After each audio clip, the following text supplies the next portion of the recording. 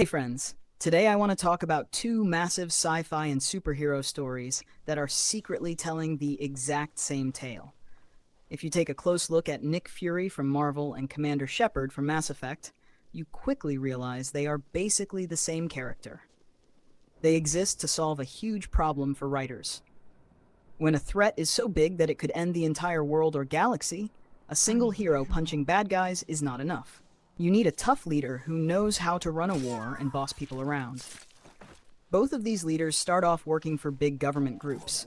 Fury answers to the World Security Council, and Shephard answers to the Citadel Council. But as soon as a giant alien threat shows up, what do these politicians do? They panic, make excuses, and deny everything. The Citadel Council pretends the giant killer machines called Reapers are just a myth, because they are afraid people will freak out. The World Security Council tries to drop a nuclear bomb on New York City because they have no idea how else to handle the invasion. This forces both Fury and Shephard to become rebels. They have to break the rules, use government gear off the books, and do the job themselves, because the bosses are too scared to act. To fight this secret war, both leaders need a super cool flying base. Fury gets a giant flying aircraft carrier that can hide in the clouds. Shephard gets a high-tech stealth starship that can sneak past enemy radar. Neither of them works alone either.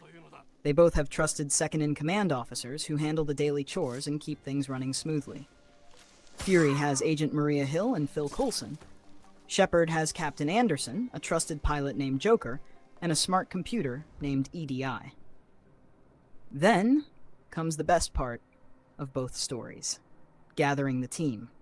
Neither Fury nor Shephard hires regular soldiers. They hunt down the most dangerous people in the galaxy and force them to work together. The team members fit the exact same roles. You have the good-hearted soldier who follows a strict moral code, like Captain America or Garrus.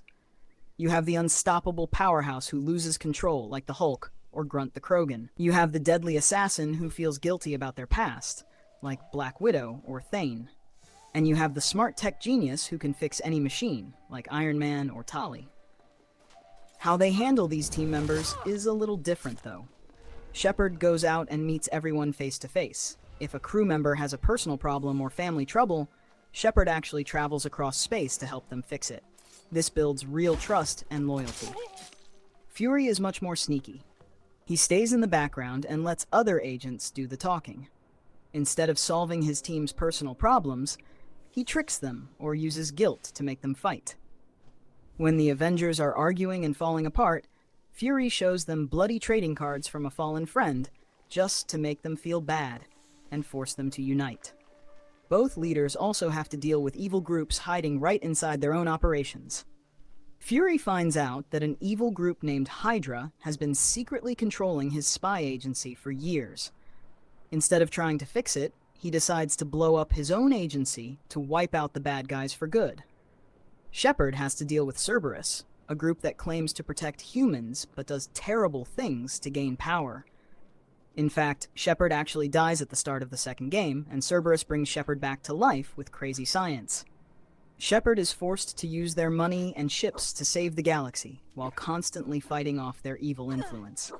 When the big final battles happen, both leaders shine because they know how to give orders. During the Battle of New York, Fury and Captain America give everyone a specific job. One hero shoots lightning, one guards the sky, and one is let loose to smash stuff.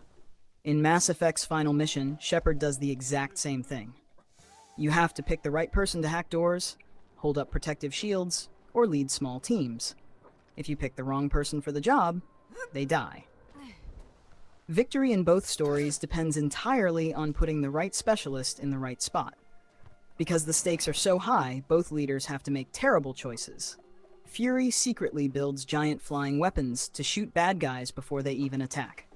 Shephard can end up sacrificing whole planets or letting diseases spread if it helps win the bigger war. They both believe that saving the world is more important than having clean hands. They also both cheat death. Shephard gets rebuilt after dying in space, and Fury fakes his own death with a heart-stopping drug so he can work from the shadows. The main difference between them is where they stand during the fight. Shephard is right on the front lines, wearing heavy armor and shooting weapons alongside the crew. Fury stays back in the control room, pulling strings and setting things up behind the scenes. But at the end of the day, they are built from the exact same mold. When the sky opens up and giant monsters fall out, you do not need a typical hero. You need a tough leader who will ignore the rules, manage crazy personalities, and do whatever it takes to make sure everyone survives.